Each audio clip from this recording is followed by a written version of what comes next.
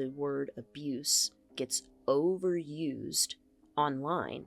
And then when we see it in person, nobody's doing anything. So there has to be some language that we give the horse community for this is how you deal with this. Somebody has to say something and show it in a way that other people can repeat it.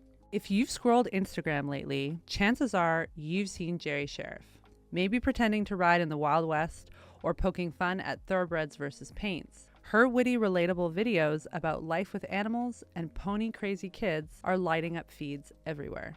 But behind the humor is a trainer with a mission to transform the way we connect with our animals and ourselves. Jerri isn't just a barrel racing mom and dog trainer. She's a compassionate problem solver who tackles training frustrations and the emotional challenges that come with them. From meeting animals' unmet needs to helping humans recognize their own emotional triggers, her approach is changing lives on both ends of the leash, or lead rope. In this episode, we explore everything from Black cowboy culture to gaited horses, resilience in horse kids, and her powerful intervention during a horse abuse situation. Whether you're here for training tips, inspiring stories, or a fresh perspective, this conversation will leave you motivated and ready to rethink your approach. Get ready to connect, learn, and grow. Jerri's insights are exactly what you and your four-legged friends have been waiting for. Dear Horse World, it's Jerri Scherff. Jerri, I am so excited to have you on the Dear Horse World podcast. Thank you for having me. My dad was a cowboy, so I grew up just riding, just Western, whatever. Yeah. And then when I was in junior high, I started jumping and that was like where the real obsession came in. Yeah. And I rode out at a place outside of Wichita, and I just fell in love with like the pomp and circumstance of all of it. I was like, wow, Elvira. I just was like, this is my kind of. Yeah. But as I got older, I could see that there was a difference between the people at the barn. And a lot of the people were just really wealthy. Mm-hmm. And they just had horses, a person whose family was in it, and they just had money. And so I never really felt, and of course I was never saw a Black person, ever. I mean, I would have just fallen down on the ground and cried. I would have ran over and hugged them. I never saw any Black people in English ever. Yeah. Not that they weren't there. I know that they're there now. I see them all the time. But more so at that time, this is in the 90s. Yeah. So this in Kansas, so this isn't Oklahoma. It would have been different. There's lots of Black people in Oklahoma, lots of Black cowboys, I don't know about the dressage world or the jumping world, but so my experience was good. But I always felt I was definitely not one of them. And so when I got older and my daughter got older, she always wanted to ride. And when we moved to Oklahoma, I just couldn't find a place. And so I was like, well, what else do you want to do? She said gymnastics. And then she's one of those people that like has incredible immediate muscle memory. Yeah, cool. Like that I don't know. I'm not one of those people. I'm not one of those people. And so she really took to gymnastics and she became a competitive gymnast. When we moved back here for several years, she's like, okay, horses, we're going. And it was me. So I was like, well, we'll go to Eagleview and we'll, you can start taking dressage lessons and they jump and they event and do all these things. And she was like, okay. And so we started, I just wrote an article on this. We start for the Unpopular Black. It's like it's a guide. It's an outdoor guide for Black folks. Oh, cool. So they like know how to start from, well, it's a guide for a lot of things, but I wrote the article on from zero to horse. Oh, how do my you go God. from, it's cool. So we started with nothing. I just posted the picture of her yesterday because we were going to do this, and at her very first lesson, and she had to have like her legs wrapped because she didn't have breeches. She didn't have boots. It was just I've been there. I think a lot of people listening have been there. Yes. Same with me. Yeah. And so she took lessons for a while, twice a week. and her instructor is the #1 thoroughbred trainer in Kansas. Oh, her name's cool. Ree Schulte. Shout out Ree. Shout out Ree. Shout out Ree Schulte. Yeah. Love and a thoroughbred she was trainer. like, yeah, she's amazing. What she taught Leila is just so extraordinary, because Leila, now is a barrel racer. Well, she's an all-around cowgirl. Good. She's an all-around cowgirl. So she that. does barrel racing, pulls, goat tying, breakaway roping. Love it. On the same horse, on the same thoroughbred. And it's this thing with her. She's like, no, that I don't believe what everyone says. I don't need a cow horse to do that. I don't need a quarter horse to do that. I can teach him every single one of these things, and he is smart enough to understand that we're doing a different event. And he does. That. That's real precious. horsemanship. That's real horsemanship. I know. And I just love that about her. But she got that, I think, in part from Ree. Cool. Because Ree was such a difficult instructor. And I don't mean difficult like she's not difficult, but there wasn't a lot of good jobs. There was not a lot. Leila's just silent when she rides, just doesn't say anything. You can't tell how she feels. She's just listening to what her instructor's saying.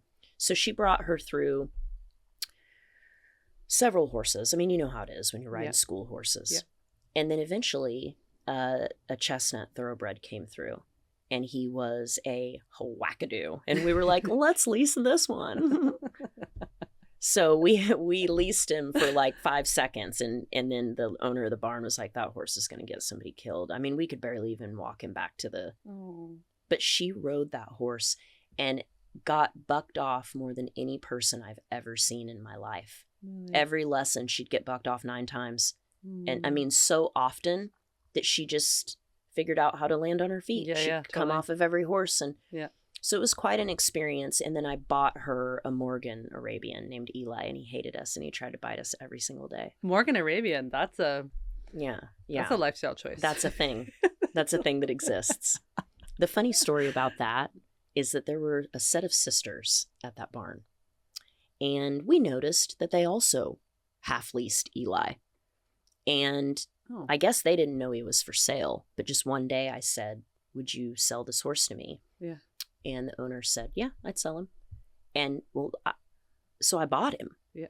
Little did I know that these girls those little sisters have been wanting this horse for years. Didn't know that he was for sale. And we just snatched him out from under their grasp. And they had to watch Leila ride him around, and it just breaks my heart. You know what? You know what that's like when you know a horse at the barn is for sale and another girl gets him. Yeah, it's heartbreaking. You're bringing up so much childhood trauma. So much trauma. There's so much. Yeah. It's when I feel like these are scenarios that are so unique to the horse world. Yeah. That are so intense and traumatizing, and they really oh my God, I can viscerally speak about those types of scenarios where it hurts to lose a horse when you're young and you don't understand, and it hurts when you lose a horse because you are the parent and you can't go get 12 grand. Yeah. It happened to Leila. There was a Mustang that was amazing. Amazing. Her name was Beauty, and somebody bought her. They bought her before I just couldn't get that much money together. There was not a way at that point in my life that I could do that. Yeah. And funny story, that horse was pregnant. LOL. So then they got stuck with 2. And then I was 2 for 1. Yeah. And then I was like, well, I'm glad that didn't happen. But the cool thing is that Leila worked with Eli, the little Morab. I was raised, partly raised by a half Arab gelding named Shami. And yeah, I'm not impressed. It's an experience. He taught me a lot about life. Yeah. I mean, I think that was kind of what Eli did. So one day I was, Leila starts to tell me that she doesn't think that she wants to show jump. Because she knows at this point, well, if I want to show jump, I need a thoroughbred. And I don't have a thoroughbred. I have Eli. Oh. And Eli did not like to jump. Oh, okay. He would do it, but he would buck every single time. Yeah. And when Ree rode him, it was even a little bit difficult for her. Okay. But so she learned a lot because she had really difficult horses. And so one day I was sitting in a parking lot doing nothing, minding my own. And I get a text. Do you want to sell Eli? They'll give you, it was $1,000 more than what I paid for him. And it was just enough money, down to the dollar, for me to get this thoroughbred that I had seen. And I took that money in my hand. I walked straight to the guy that I buy my horses from, and I gave him the money. And I said, I want that horse, because I knew that horse was worth way more than what I paid for him. Oh, cool. I could tell. Yeah. And I was right, and it was great. And they're like the best duo ever. I've got to watch her. He's a beautiful mover. Like for dressage, she's just elegant. What I'm learning on this trip, speaking with people who I deeply respect in the horse world about horsemanship, I think they would say that your daughter is learning to become a horsewoman. She's not learning to become a jumper. She's not learning to become an eventer. Mm-hmm. And this is something that I'm 37. I'm learning this late because I grew up hardcore in the show jumping world. I bet. Focused. Yeah. European focus. Yeah. Just. But it took moving to New Zealand for university for me to really start to understand about horse development and understand horsemanship. And I showed up there. I rocked up to New Zealand like, what are these people going to teach me? Pacific Northwest. Yeah. Like I was just like, I've competed at Spruce and then Meadows, you realized that you were in Narnia. Unbelievable horsemen and horsewomen. And that I should just shut my mouth and listen and learn and watch. And it's really cool because I think we're starting to come back. Something that we had in the horse world a lot, which was a reverence for horsemanship. Yeah. And what that means, which is to be an all-round horseman or an all-round horsewoman. And I love that we're starting to see more conversation about like, oh, I'm going to try this. I'm going to try that. Like I was talking to some people from this sort of show jumping communities that I've moved through, and they're like, oh, I'm doing barrels. I've just joined a cutting barn. It used to be so like, yeah, you were part of your cult, like you, and it was cultish almost. Like you were this.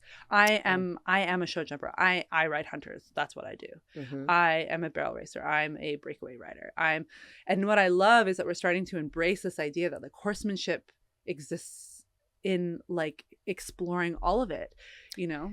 Yeah, I think it would only, to me, it would seem that it would only make you better to really go, because every discipline has its own language and its own, you know, people will say, I can't believe you're using spurs. And then they'll do what we do. And they're like, I think I need to put spurs on. You might, you know, like, or you might not. Oh, well, I can't believe you're doing that in that bit. There's no reason why you could just do that in a snaffle. Well, come over here and let's all try it, and then we can talk about it. Yeah. There's nothing wrong with that. Yeah. But contempt prior to investigation is not anything I want to be a part of. So, and we've all done it. I used to do it a lot. Absolutely. I've done it about bits. I've done it about when I talk about it though, it's really more of a thought experiment. Like, what if? What if? Well, and Josh Nickel, one of our masterclass instructors, would talk about the fact that whatever you use in your journey with a particular horse, it is the relationship that you have with that piece of equipment or that aid. I've seen a snaffle used far more violently than I've, you know, if you have a master using a curb bit. I think, and I'm guilty of this as well. And as I'm moving through the Western community and the natural horsemanship community, I'm learning a lot about what I didn't understand before. And I think a lot of the times we try to fill the space between understanding and observation. When we see something that we don't understand, we try to fill that space with judgment because we have feelings about it, right? And I've done that. I've looked at things, I've watched things. I'm like, oh, wow, that's a really intense bit. That looks really like, you know. Yeah. But then when you watch someone using that bit that could literally like hold the rein with a string, like a piece of yarn. Yeah. That's what I'm starting to understand is the origins of a lot of this work. Yeah. And maybe we're just forgetting our history. Would love to talk about this. Okay. It's controversial. Historically in this country, Black and brown folks have been the ones taking care of the animals and the children. The nannying, the husbandry of animals. And it's easy to go to a black rodeo and, my God, look at those bits, look at the way they're, and I'm not saying you, I'm just saying if let's think this out. And now all of a sudden, here come the European schools of thought to say that that's not the way you do that. That's not good. That's not good enough. That's not the way you do that.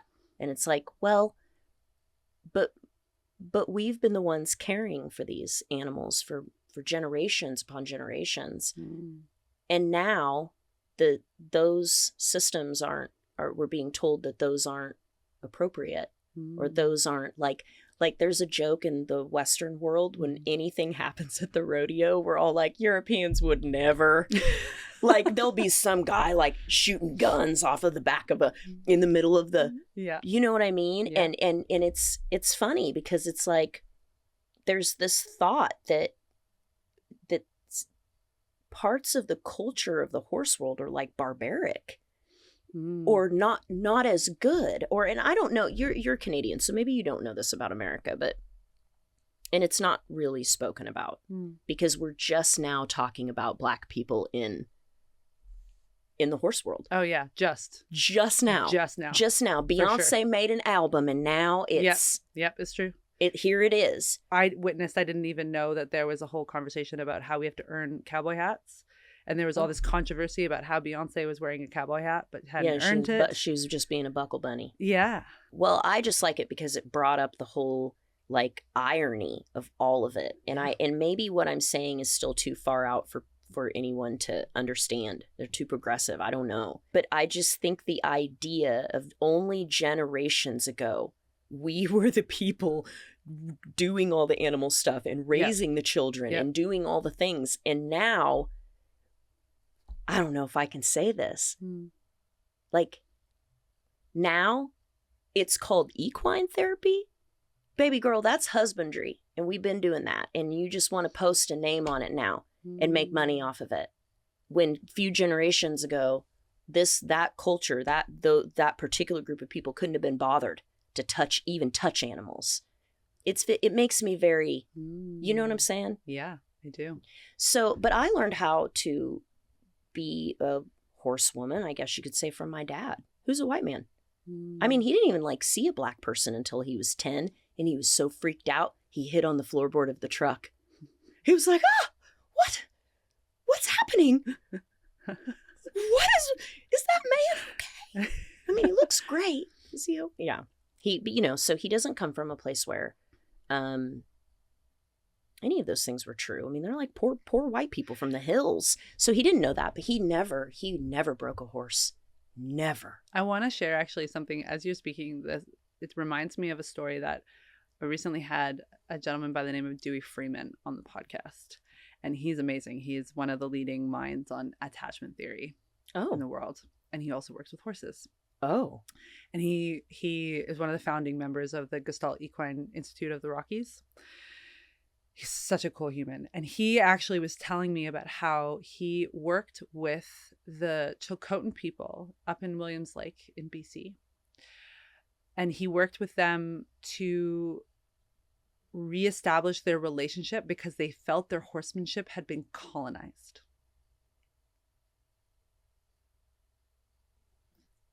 And the work was super powerful because they felt that their relationship with horses had been affected by the colonization or the new relationship with society as Indigenous people of Canada. Yeah, who had their culture ripped away from them and then had to remake themselves in the image of the thing that ripped their culture away. They did incredible work with him because they wanted to go to the root of their relational makeup. Yeah. And how, a lot of the members that he worked with had been to reservation schools. They had, the cult, it's as a Canadian with European lineage, I don't feel even in a position to speak about how the atrocities that took place.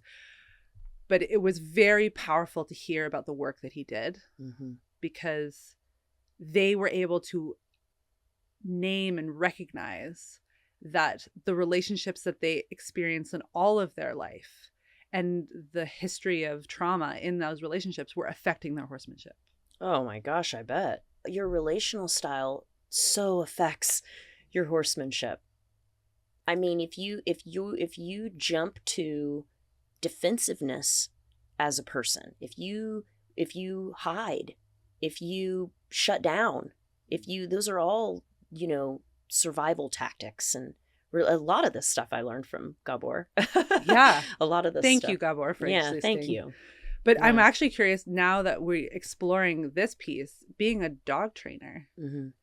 I've been burning to ask you about, because working in the dog training community, you must come faced with all sorts of human and relational behaviors, right?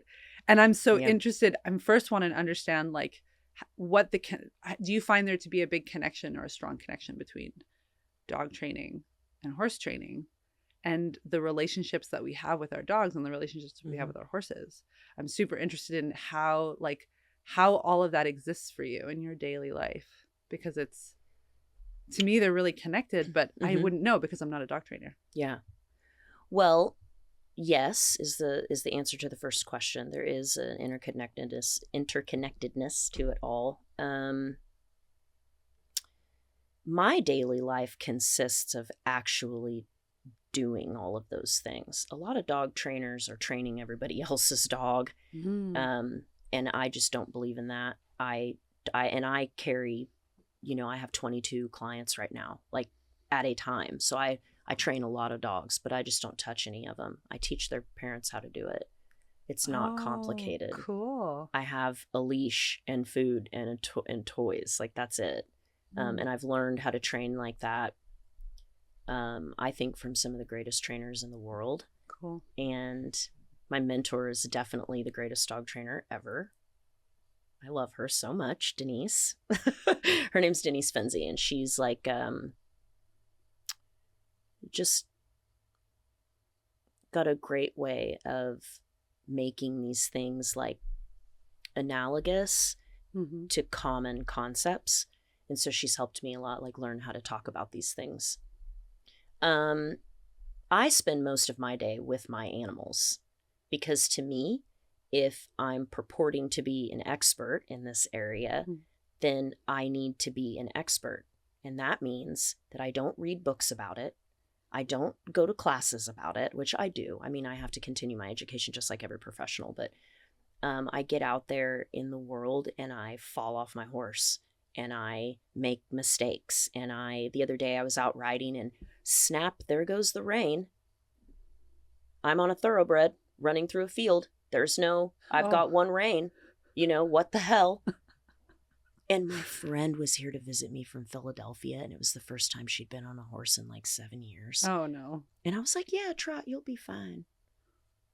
She was fine. I was, yeah, that's the type of stuff I want to be doing. I want to be following my daughter around with my camera for 7 hours in the blazing heat, watching her in events and being a barrel mom and sitting in the stands and feeling what that feels like. And because I think as professionals, we can get caught up in the teaching and not the doing. And I know that there's a part where we get old enough that we need to probably be teaching a little bit more. And I'm coming into that time of my life now. But for the most part, I want people to be like, there's no one that has a wider variety of knowledge about dogs than Jerri Scherff. Cool. I want to be the all-around dog girl. I want to be out there hunting with dogs. I don't want to do sport and protection work. It doesn't. I don't care for the crowd, and it's not interesting to me to send a dog to bite something. It's just not. I mean, unless it's like a hog, unless we're really hunting, then cool. But I want to be out there. Like, I want to be out there and people be like, well, I don't know, she does all the things, because it's inspiring.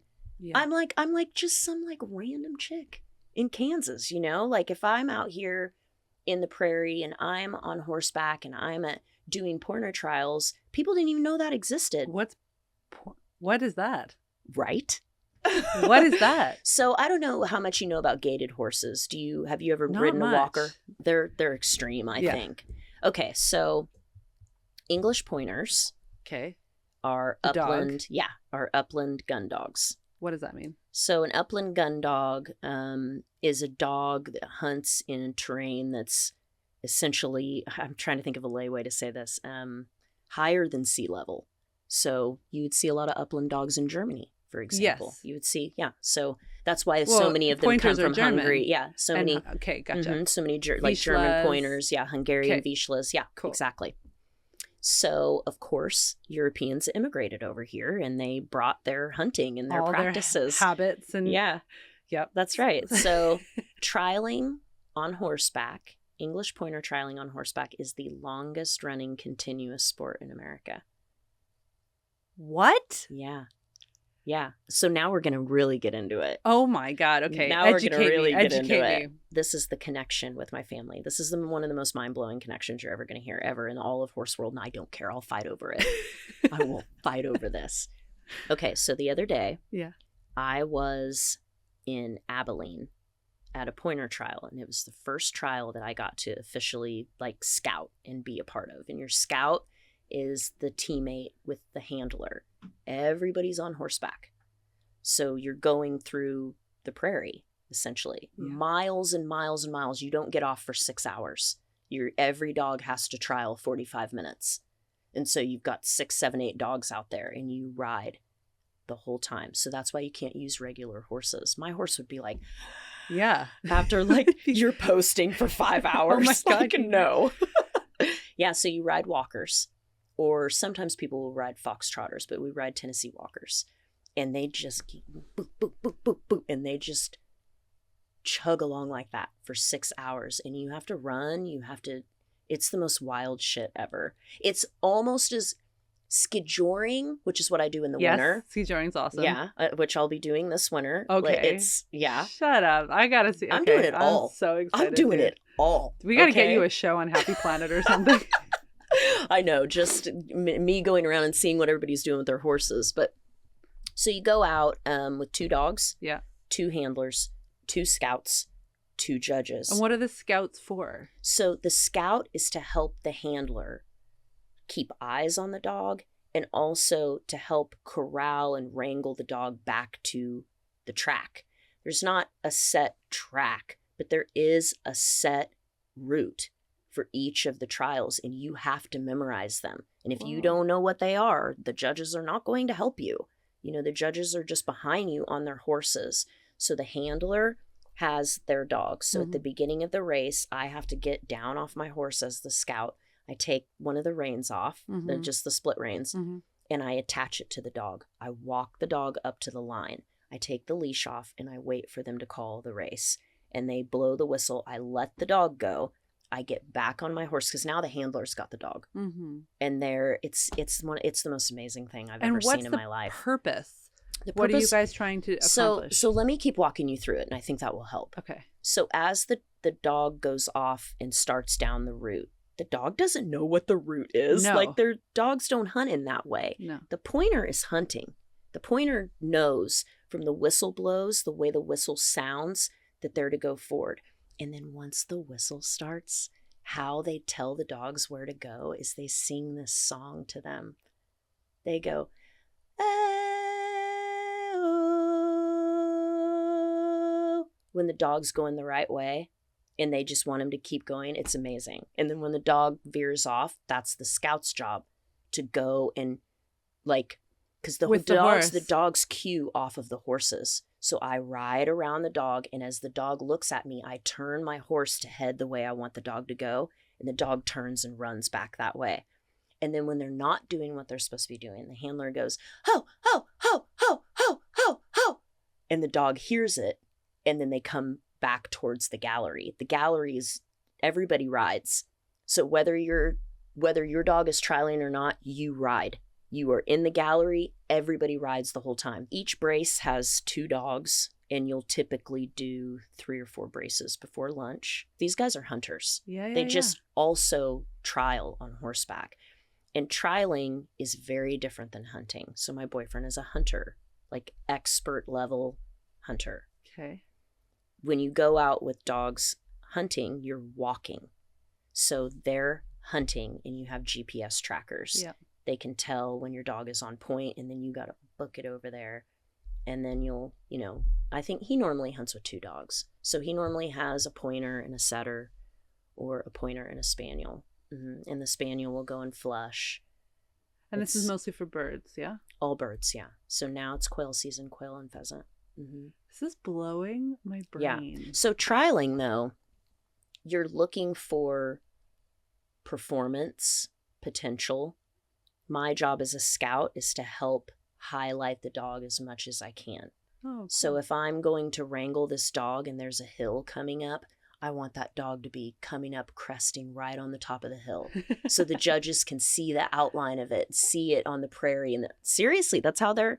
It's like functional dog show. Yeah, they're making sure that they're really hunting and that they're not tagging off another dog, that they're not just running around with the other dog. Yeah. They make sure that they're, there's they just... want to show independent thought, Yeah, being able to problem solve, instinct. And they put birds out on the route so the judges know, everybody knows where the birds are, but the dogs don't.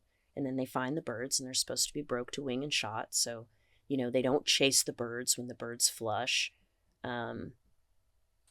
If they're taught to retrieve, they will, when the gunshot goes off, they'll run. It's cool. Dude, it's amazing. Blowing my mind. Yeah. And it's funny for me because I'm a behaviorist. Like I work in the pet dog world. I help people with dogs that have major behavioral problems, reactivity, aggression. They're not functioning properly in society. Right. And so my job is different than my life. My life is like really working with animals because, drumroll, this goes back in my family since slavery. What?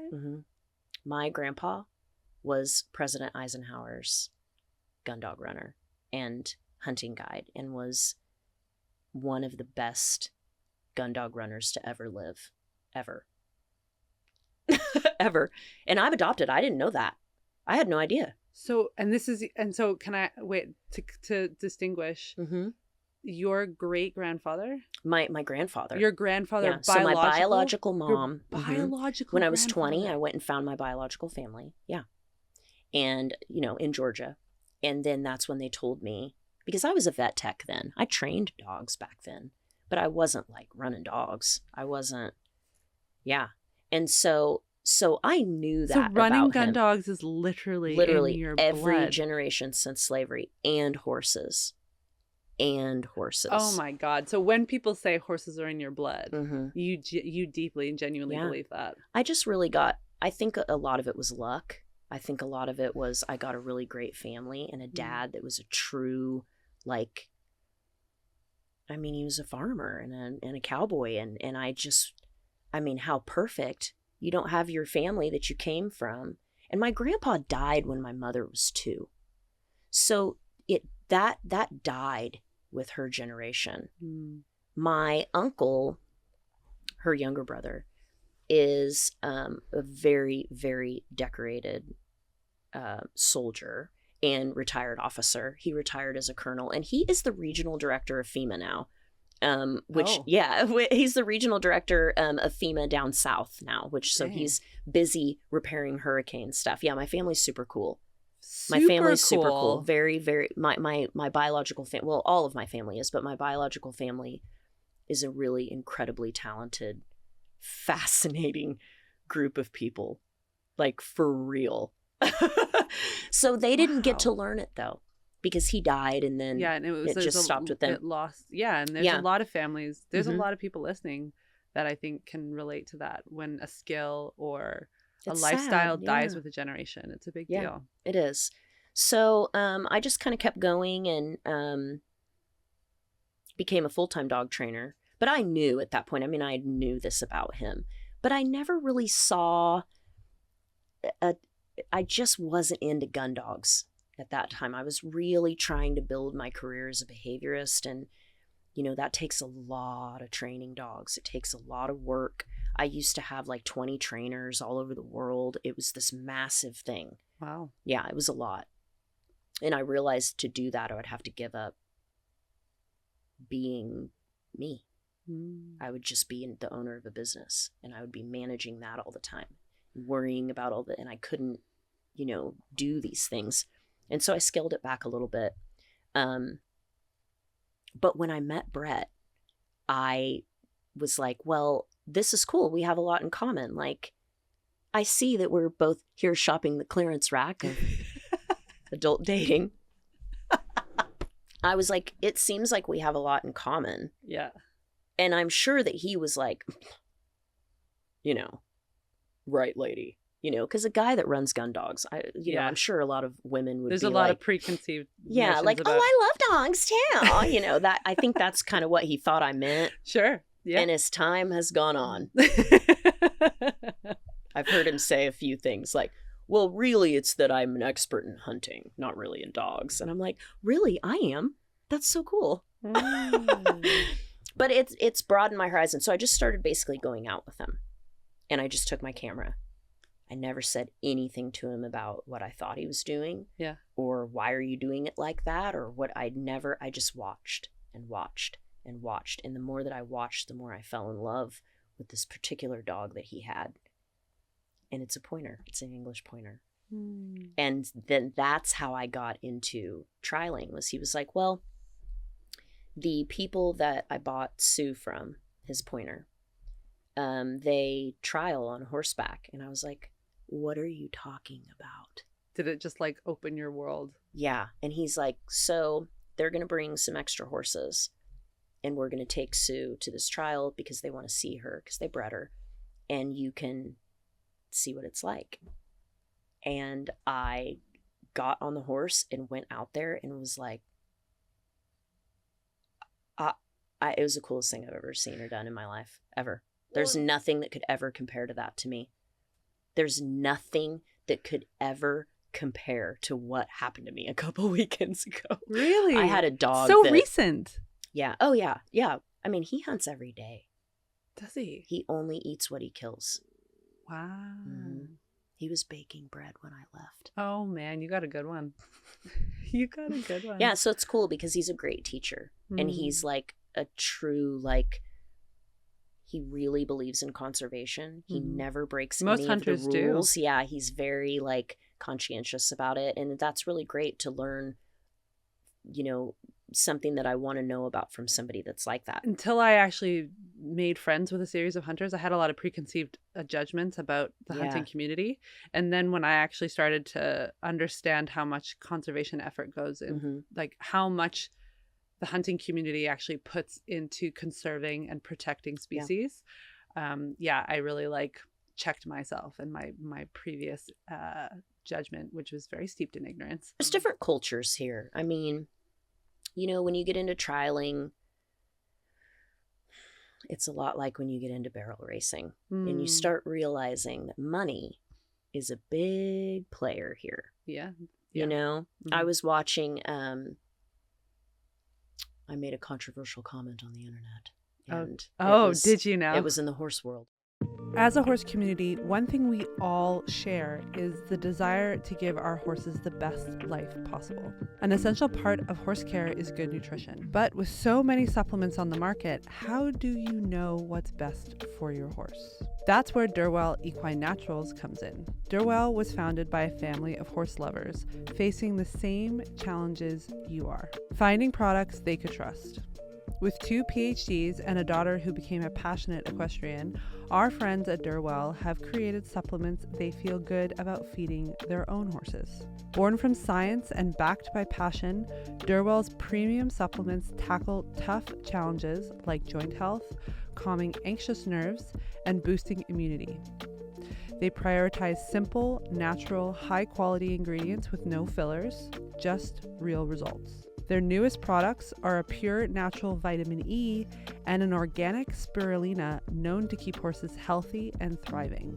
Durwell has been making waves with their calming products, including a daily calming powder and a fast-acting calming chew that reduces anxiety without any sedation. Perfect for promoting positive experiences during stressful situations. From changes in their environment at home to high performance demands, this can help our horses stay focused and calm under pressure. I myself have used the Durwell fast-acting calming chews with my mare Lady and my gelding Galano when we're traveling in a high-stress environment, or we're doing something new and I feel like their stress levels might impede their ability to focus on me, and I've been really impressed with the results. Durwell is trusted by horse owners and vets across North America because, like you, they're horse people too. Don't wait. Visit DurwellEquine.com now and use code NoelFloyd to get 15% off your first order. Durwell Equine Naturals, grounded in science, inspired by the incredible bond we share with our horses. I will say the topic. I commented on a reel that was about this little girl that was the first person to have done something in barrel racing. Yeah. And I was like, I think that this warrants a conversation, and because it does. Part of, I think, really great horsemanship and horsewomanship is using what you have and being really good with being grateful for what you have and making the very, very best out of it, even if it's shit. You know, agree. like I think that's what's that binding thing with all of us is the grit and the and the mud and the I'm gonna go through the swamp of sadness to get this horse. I could be inside. You know, it's like this bizarre obsession that we all have. Yes. And so we know that that's like a commonality. Yes. But when you watch people dump millions of dollars into a little girl who doesn't even have the physical ability to properly ride a horse that large, that fast, and put them on finished barrel horses, and then they win $1 million that year. What is that? That's not... Well, it's certainly something not many of us can relate to. We can't relate to it. And what's happening is that is now being championed as, oh, this is so great. And I'm like, there should be no time that a child under the age of 12 is working that hard to do that. And we all know that on the back end of that, I'm not buying my 9-year-old a $300,000 finished barrel horse. We rode at a barn recently, or we boarded there, and it was beautiful. And the people that own it have a daughter that's close to my daughter's age. She probably has 6 or 7 horses that are 100,000, 150,000, 500,000. This is just a little place in Kansas, you know. And I've talked to her mom about that. She was telling me a story about how a woman said, are you just going to, at a race, so are you just going to keep buying more and more expensive horses and come to these regular high school rodeos and beat all these girls out? Are you just going to keep doing this? And she looked at her and said, hell yes, I am. We're here to win. Oh, wow. That to me is toxic. It's toxic to win at all costs. To put all this money in. That little girl doesn't need that. She's a hell of a rider.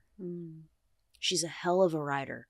And, you know, the takeaway for my daughter was, she said, she's very stoic. She's not as talkative as me. She said, I would never do that to my horse. I would never stall him and get a horse that I thought was better than him. It's me and him. That's it. But those are the values that you're instilling in her, or that she's instilling in herself. Yeah.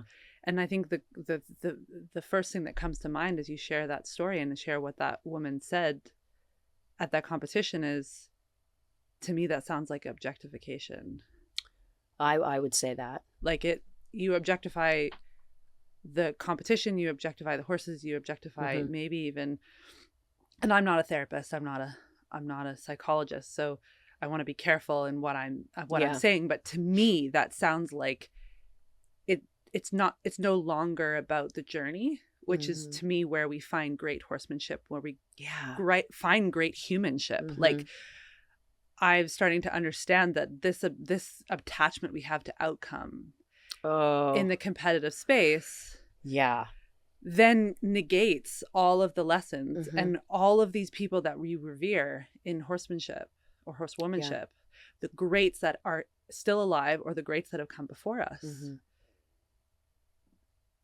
I think one of the resounding themes I'm starting to recognize is that it's not about how much you win, it's how you win. It's how you win. Yeah, that's a great simple way to put it. So there's a really interesting part of our brain called the anterior mid-cingulate cortex.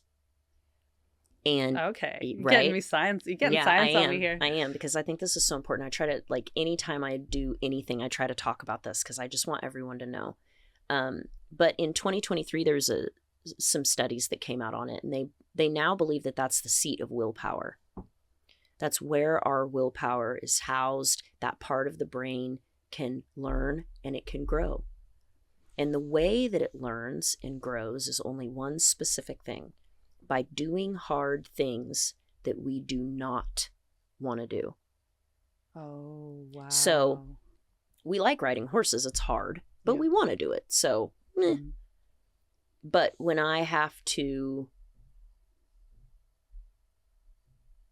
detox off of alcohol, not that I've done that in many, many years, but that, I don't want to do that. I don't want to do that, but I made it through. I didn't want to get in that abusive relationship or whatever, but I made it through. And that part of our brain is what grows our will to live. And animals have that same part in their brain. And so I think about, like, the difference between, like, just thinking about my daughter. JB's got to do all this stuff. You know, he's got to do all this stuff somebody probably didn't like. It's hard. He's sweating. It's hot. She's hot. She's sweating. She can't get this right. And she's a repetition girl. She always has to end on a good note. And I can see it working in them. I can see her growing her willpower, him growing his willpower, and them doing it at the same time. I can see that that's what connects them. I mean, anybody can get on JB and ride him. He's a great horse, but there's something there. And it took me a really long time to figure out what that was. Is it just a little girl that loves her horse? Is it just, it's not that. It's not that. It's that she's constantly asking him to do things outside of what he knows. And she is asking herself to do those same things. And I think that has created something really special in her that I don't see in some of the gals who's have the fanciest trailers and the most expensive horses. You know, it's just it's an interesting topic to me, but I think it exists everywhere. One. It's an important one, especially in horsemanship, because there are or in horses in the horse world, because there are a lot of things that you can buy, and everybody, no matter where on the spectrum of socioeconomic circumstances that you exist in this horse in the horse world, everyone has been touched, because there's always someone that's wealthier than you that can buy more, you know what I mean? Always. Right. And you're always having that itch to get that next Lemieux saddle pad that you know that you don't need. Dude, yeah, I literally just did a Lemieux order. That's why I'm laughing at myself. I'm like, oh God. It's a thing. I want to talk before we wrap this podcast, because it's so important that we talk about the thing that inspired me to have you on the podcast. Yeah. That's a great way to wrap it up. Yeah, because it made me so emotional watching that video. And we're going to include the link to this video in the show notes. But to me, it was profound what you shared. Oh, wow. I mean that with my whole being.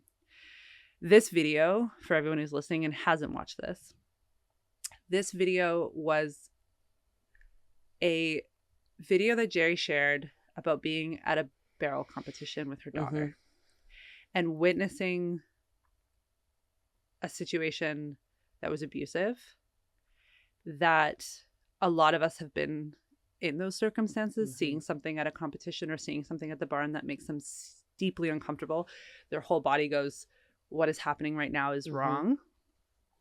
I would really love for you to share with everyone listening and watching that. I'd love for you to walk us through that situation and walk us through what you and how you handled it. Yeah, it was definitely something that I commonly do, and I just happened to talk about it that night and make a video about it. And I wouldn't say commonly like there's just people out on street corners everywhere beating their animals and I'm interrupting. Right. But it's initially I stepped in to say something because, first of all, my body viscerally could not handle it.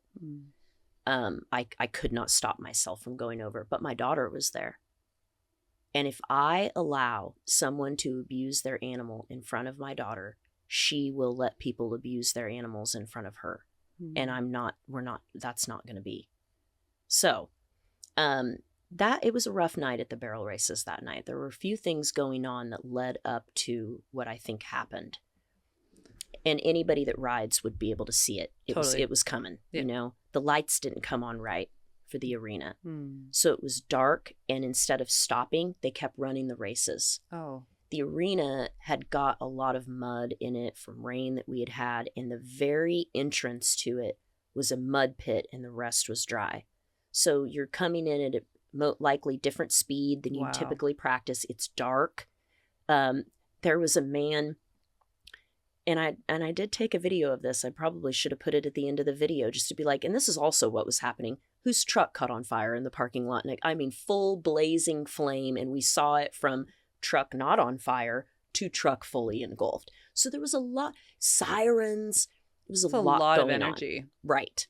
So one of the young ladies that I watch at, these events, she's very good and she has a beautiful horse. And I noticed that she was there and that she ran her barrel event, and it didn't go very well like it typically does, but everybody was kind of doing crappy. So I didn't think too much of it. And I had to be in the stands, I think, to film something. I'm not really sure why I stayed up there. Oh, the fire. It was the fire. It was the truck that was on fire. Yeah. So I was just, hanging out, watching the goings-ons. And I walked back to go check on my daughter because now we're in between events. And as I get to the trailer, I hear that sound, the whip. That sound, like we all just, and my eyes immediately just, where is that coming from? Well, my daughter, the trailer. My daughter is with JB. She's sitting down on the ground next to him, and she's looking through him like this. And so I'm like, she's looking at whoever it is. So I start to just immediately walk over there. My daughter's, stop. Don't go over there. What are you doing? Because she, it's me. And my daughter perceives that I'm about to go lay into this person. And I said, how long has that been going on? And she said, a while. And then she did not stop me. She knew that somebody has to do something. As I walked closer, I could see who it was. And it was that young girl. She still had her helmet on. I always just recognize her because she's one of the only girls that wears helmets. Oh, cool. And so she had her helmet on, and she's got this horse on the lunge line. And the horse is running from the whip. And she's whipping at the bottom of his legs down by his hocks. And I just went towards her like, with your hands out, and this is what I tell everybody, you don't really need to say something. You need to show in your body that what's happening is so horrifying to you that you're fixing to step in between it. So I went over there like, stop, or I'm going to stop you. It was very apparent. So I put my hands out and I walked towards her. And as she saw me, she stopped. And I said, are you okay? Yes, I'm fine. And I walked closer with my hands out still. Are you sure? And she says, yes, I'm fine. And I said, it does not look like you're fine. It looks like you're fucking pissed off.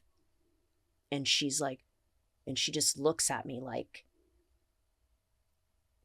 I just shattered this glass that was around her or something. Like she just came apart, and she just burst into tears. And I just grabbed her and hugged her. It was just, she couldn't have been but 16 or 17 years old. I didn't see a mom or a dad. There was like no one there for her. And I'm not, that's not a dig to her parents or anything like that. I mean, she obviously, you know, is there and has the way to be there. I don't know where they were, but she just cried and said, I'm just so frustrated. You know, it was just heartbreaking. And I could hear her horse, you know, it was just the terror. It was just a really charged moment. So I hugged her and slipped into universal auntie, as I like to do. And I just told her that it was okay and just take a couple breaths. And then I pulled her out in front of me so I could see her face and looked at her. And I said, what you are doing right now, you are going to regret if you don't stop. And you're already going to regret it when you get home. You just have made the wrong decision about how to deal with this. And she's like, I just don't know what to do. I'm frustrated. I was like, then just stop. Just stop. Go sit down. Go home. I mean, and she just cried and cried and cried. And I hugged her. And then we decided that she was going to take a break and wait for the next event. And she pulled herself together and she came back and did all the events. And she was fine to what I saw. But it's really easy to not see yourself in that person. It's easy to go, you are perpetrating, therefore I'm going to put myself in the victim's shoes and be the horse. You know how many people on that reel commented, no, there's never an excuse for abuse. You shouldn't have treated her that way. You should have told her how da-da-da-da. Well, baby girl, you're at a different stage of development than I'm at. Yeah. I have passed that stage of development where I need for people to know how desperately disgusting they are and how awesome and self-righteous I am. It's just like, how would that have helped?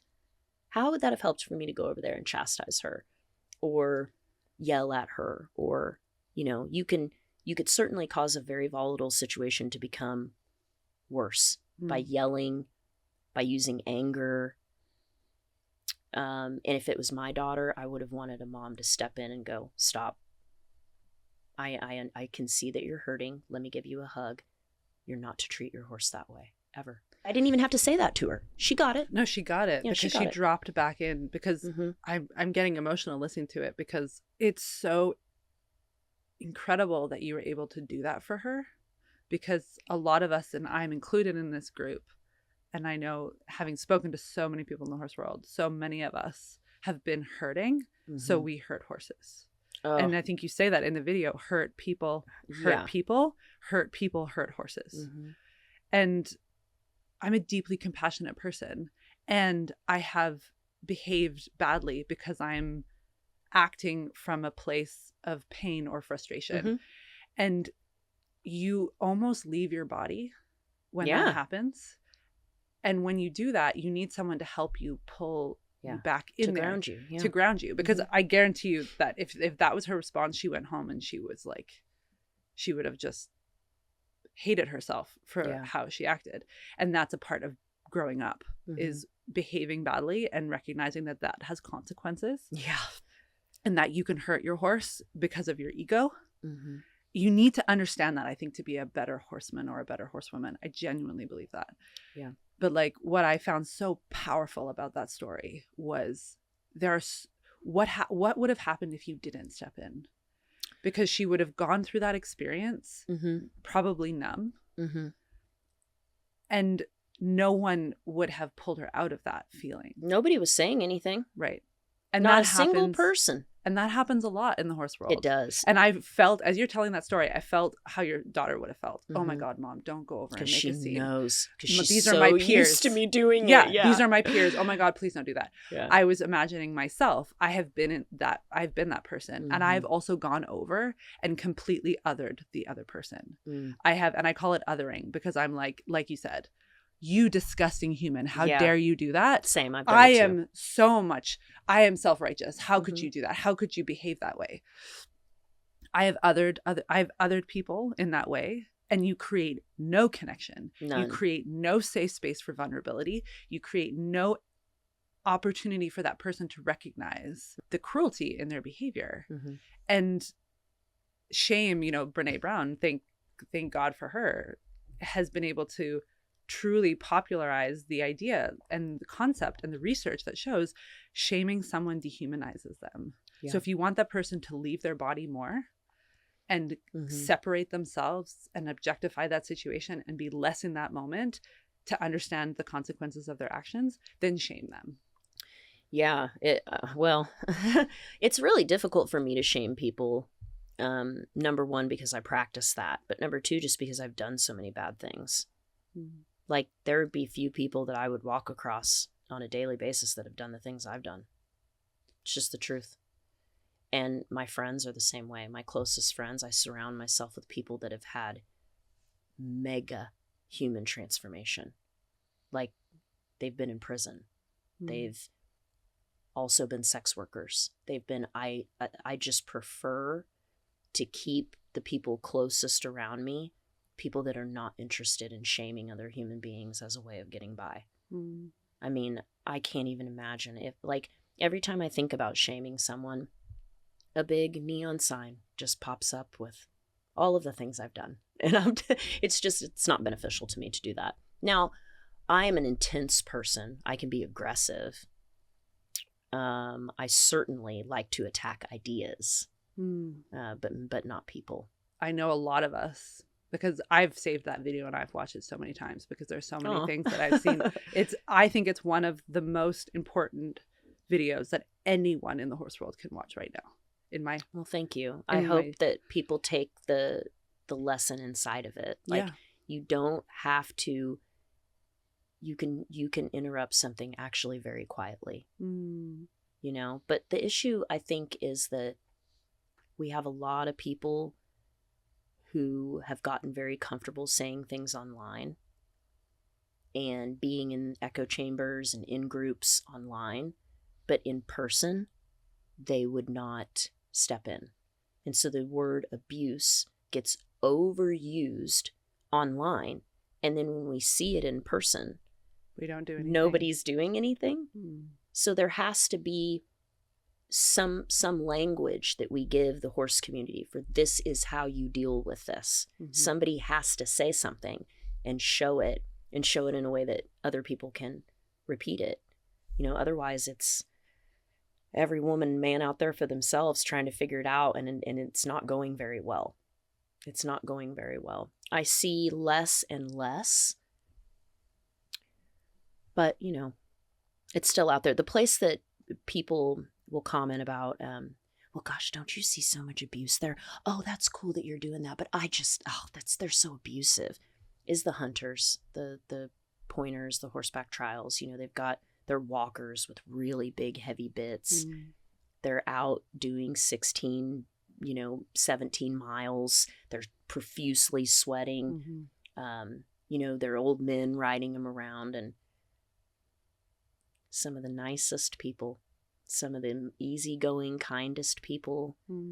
But if I saw something going on, would I say something?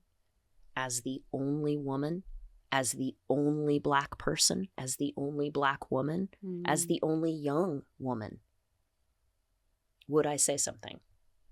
It depends. Depends on what is happening.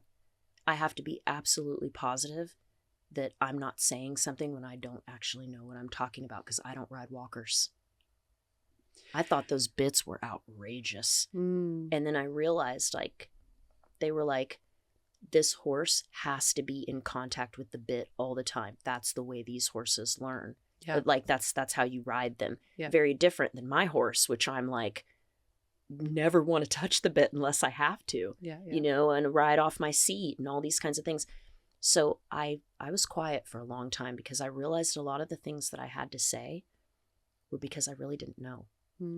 I didn't know, and I hadn't been there long enough, and I didn't know each of those men to know, is that abusive that he's doing that? Or is that just the way that he trains and he's actually a really nice guy? If you took anybody out of my community and put them in that situation, they would throw their arms up that those pointers were staked out.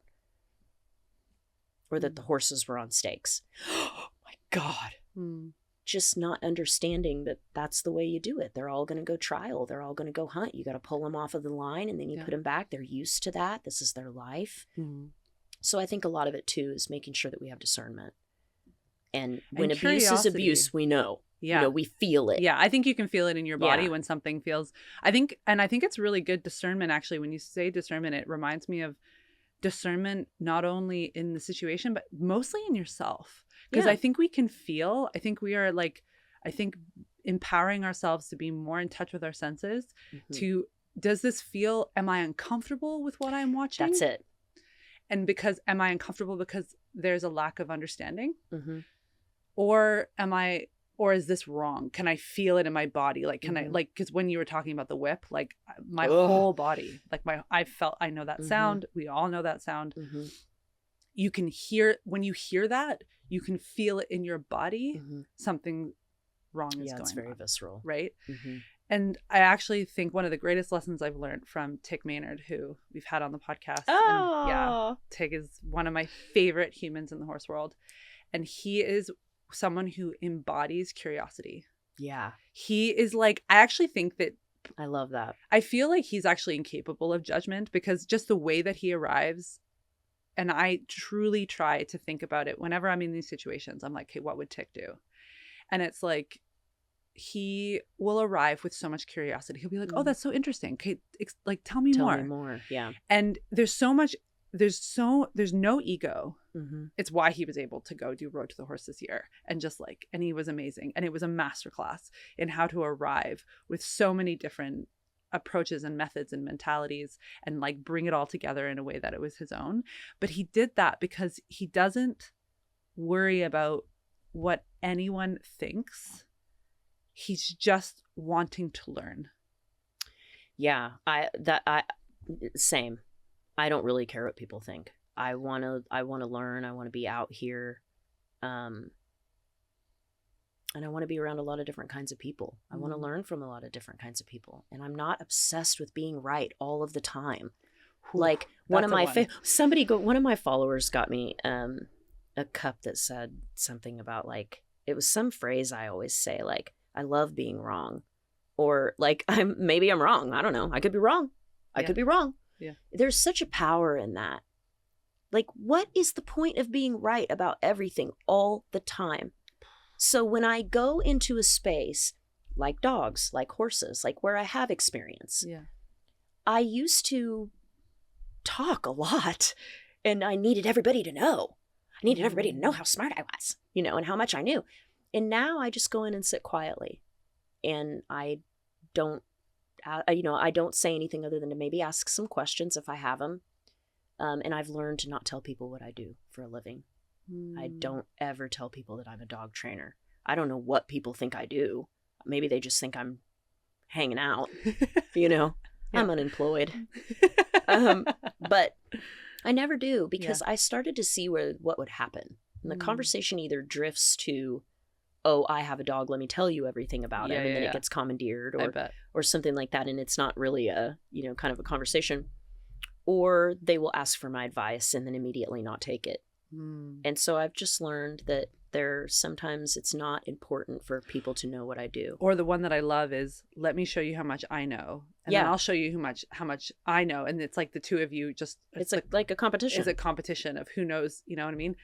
I've been in those conversations. Yes. I've totally done that. And now that I can feel the difference, I can discern that showing up with curiosity and questions just ends up building connection with that person, and you end up walking away learning something you didn't know before. Yeah.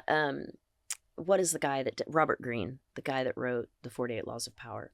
He says that he approaches every person like they're an undiscovered country. Oh, and I'm like, wow. Bro, that's so good. That's so good. Because they are. And every person has, even if they've done the exact same things as you, even if you guys have all these things in common, they have experienced the world through totally different eyes, different parents, different community, and that's worth hearing. That's worth hearing. I see a lot of sameness a lot of times in the horse world, and it can get very in-groupy, like the dog training world. And so I just always encourage everybody to reach outside of your, if you've never been to a black rodeo, please go. Oh, yeah. Please go. If you don't know anybody that rides walkers, go try it out. Yeah, yeah. If you've never been on a thoroughbred, or you don't know anything about off the track thoroughbreds, go learn something about them. Go see why people use quarter horses to barrel race, and find out why they don't want to use a thoroughbred. Find out why somebody likes a foxtrotter more than a walker. Or, there's literally millions of things for us to be learning from each other, instead of proving how much we know to each other, because we're all literally idiots. We all are like, we could get to be 90 and still not know what's going on, because there's so much life. There's so much out there. Oh, Jerri. Man, oh man. This was like... We covered all the things. We did. And like in all the ways that I was hoping, and in all the ways that I didn't expect to, which is just so cool. Okay. Every podcast I finish with these rapid fire questions, and I'm really excited go to hear your answers. Okay. If you could read one book to the horse world, what would it be? One book? Mm-hmm.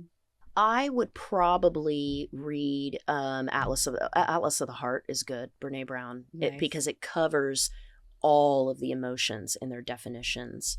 I found that really useful. Who is the most iconic horse in history? In your opinion? Secretariat. Oh, good choice.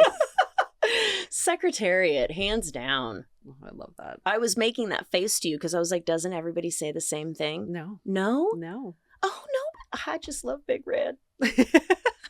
But I'm a lover of thoroughbreds and racehorses. So. And it is an amazing story. Yeah, oh, it really is. Iconic.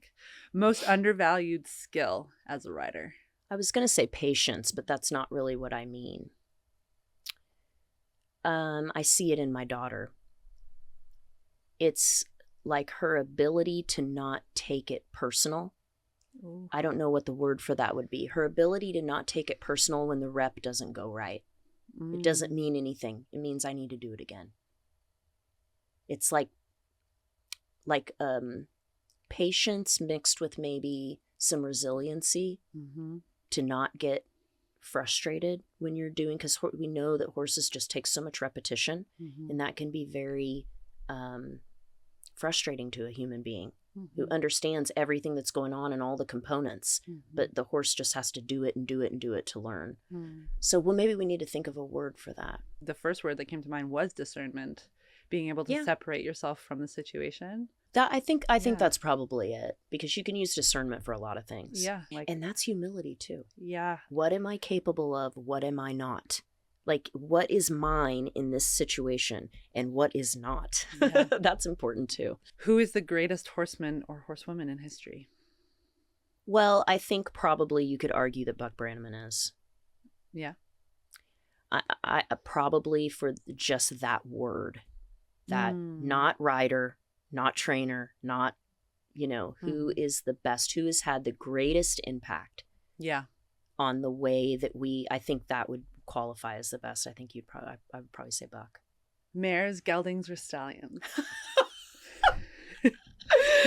I'm a classic gelding gal. I like male animals because females are too smart for me.